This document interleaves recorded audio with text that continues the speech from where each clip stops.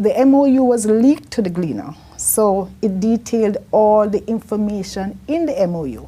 They could have just as well just print the MOU. The information that is in the MOU and what was printed in the Gleaner spoke specifically of Jamaica not admitting serious criminals.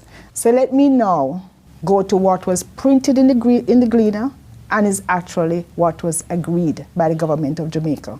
So it is in the public domain.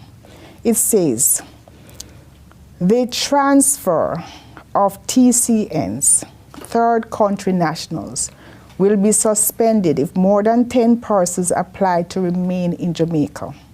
The MOU speaks to the USA providing biological, medical, and criminal documentation to the extent available, and also that Jamaica will evaluate each TCN prior to a decision to transfer that individual through Jamaica.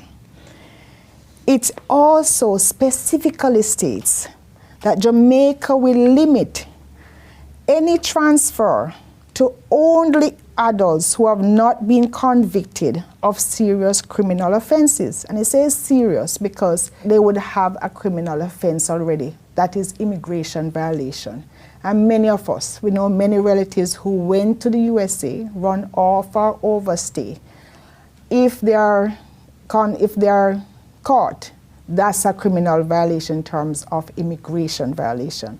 But serious criminal violations would be like rapes, murders, all the things that government is being accused of allowing into the country. That is specifically non-negotiable in the MOU. It also says that Jamaica retains full discretion to decline to accept any individual for any reason, including health and for security purposes or any other basis.